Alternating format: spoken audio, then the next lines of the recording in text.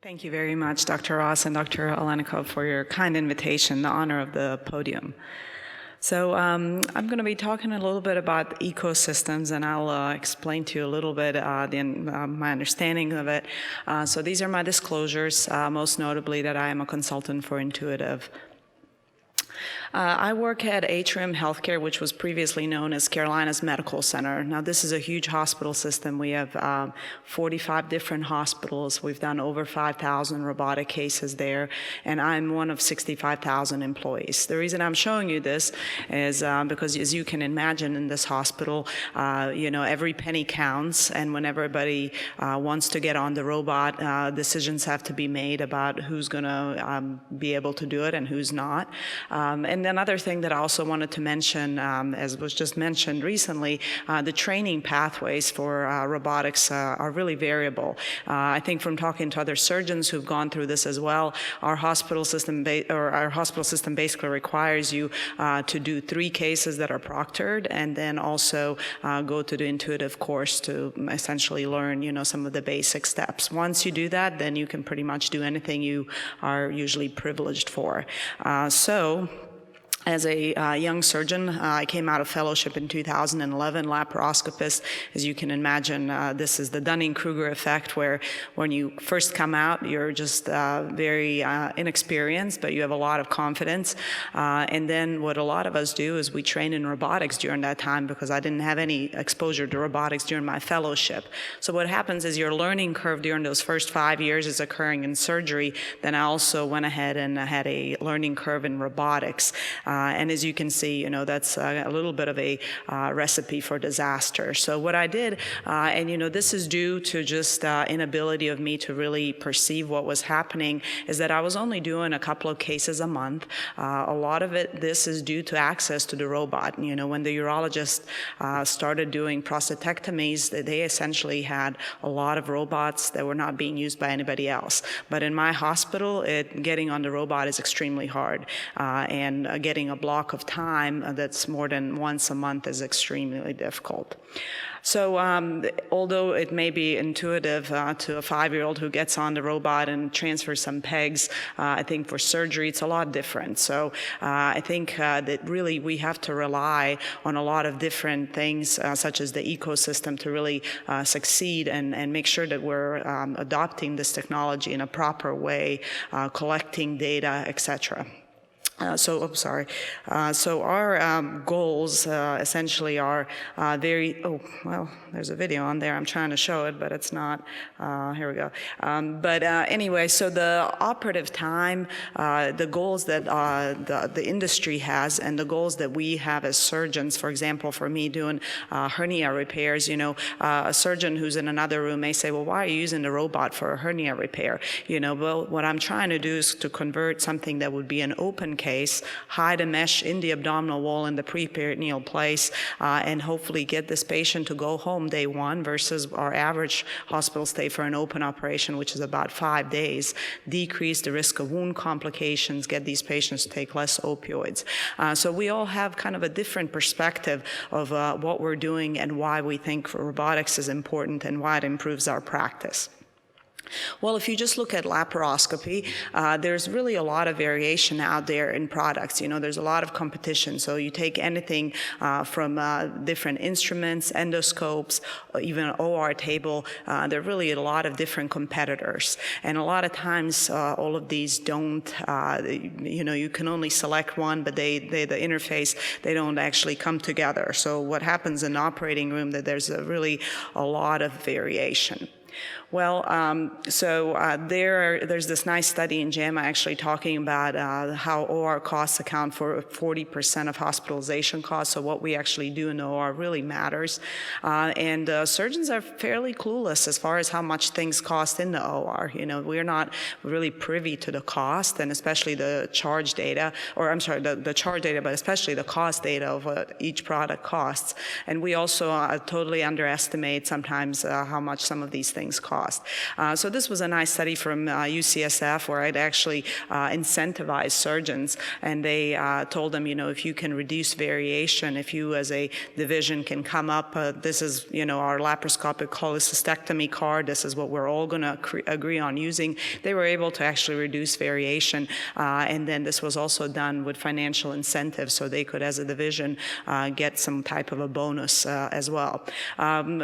Interestingly, as I was preparing this talk, I was doing a little bit of a research project on this, and actually in 2015, my hospital was actually in the news about this. So we are actually actively doing this. Obviously, on a larger scale, you want to be able to not only reduce costs in your hospital, but also in all the other 45 hospitals in our system. This was also a very nice concept. I talked to Mike Rosen, who's a hernia surgeon at the Cleveland Clinic, but he told me, interestingly, what they have at the Cleveland Clinic is this system called Check Please, where anytime when they leave the operating room, they are essentially emailed the cost of all the supplies that they used in there. So it's really very interesting, kind of like when you leave a restaurant, you get your check, same thing for the operating room. So it can really help you kind of decide, if this is, if maybe you shouldn't be using certain things and how you can get better continually. So we know that variation wastes money. I think the way we sometimes look at hospitals, it's kind of like a grocery store. You have everything at your disposal. You can use whatever you think is best, and sometimes without much good data. I think we more have to think about it like an airplane where you only have selective things that are on the menu, and then you have to selectively figure out. But what we want to do is we want to be part of that process as far as what gets on that menu. So I think that's why it's really important for us to work together as surgeons, because we don't want to be told, what's going to be on that menu and really be restricted. So there are, and this is not just our goal. Obviously, our hospitals want to help us with this. Industry wants to help us with this. And through working with Intuitive, I really didn't even know what the ecosystem was. And one time they said, well, your ecosystem slide. And I said, I'm not even sure what you're referring to. But it was very kind of interesting as they described this to me. And how they had created this, because their goal is really for you to adopt this technology. They want you to succeed.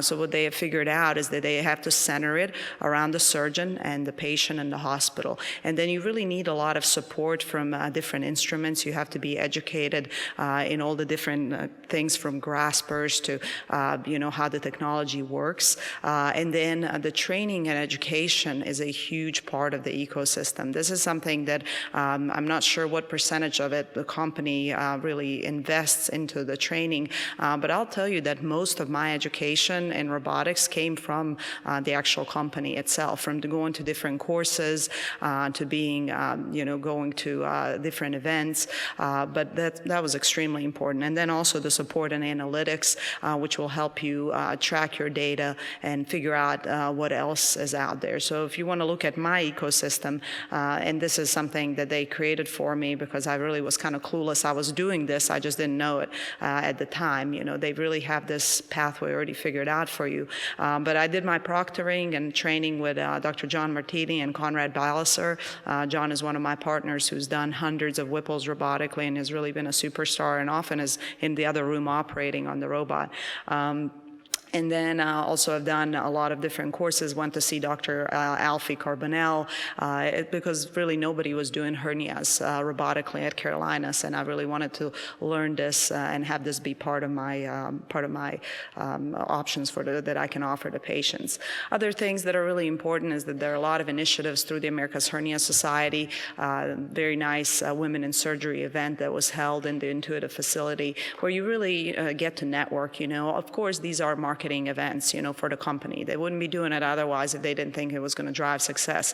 But for me personally, these were phenomenal opportunities to kind of get out of my own silo, where nobody else was essentially doing hernias robotically, and I really could connect with some people that had a lot of some very similar struggles, and a lot of them really had solutions to how they've been successful getting on the robot, building programs, being able to use the robot in the middle of the night, things like that. So a lot of very interesting ideas. So it really is very helpful. I also, I do a lot of complex hernia repairs, so this is, I wanted to look at my own data. The things that are most convincing, I think, to surgeons is when you actually look at your own data. And I looked at my peristomal hernia repairs on the robot, comparing them to our groups, laparoscopic and open. And what was interesting is that the robotic surgery really wasn't slowing me down. But then when you look at how much sooner the patients were getting out of the hospital, it was really reducing a lot of costs per patient when you look at the whole value, getting these patients out of the hospital sooner. And that's not even mentioning, the wound complications and things like that when you compare a robotic peristomal versus an open one. So I felt like I was doing a lot more cases that I would be just jumping to do open to the robotic platform. Now, there are several other platforms that have already been mentioned. These are two that are applicable to general surgery. The Titan Medical one has very smaller instruments than currently by Intuitive. Also, the Transenterix has some promise as far as the haptics, the haptic feedback. But as far as, I think what's the most important thing that we know and take from the session is that robots are here to stay. And regardless of the platform, we as surgeons are going to have to figure out, regarding these ecosystems, how we're going to be cost effective, collect our data, and actually all work together to figure out that, although this may be a fancy instrument, how can we make this work and make it worthwhile for our patients and for ourselves? Thank you very much.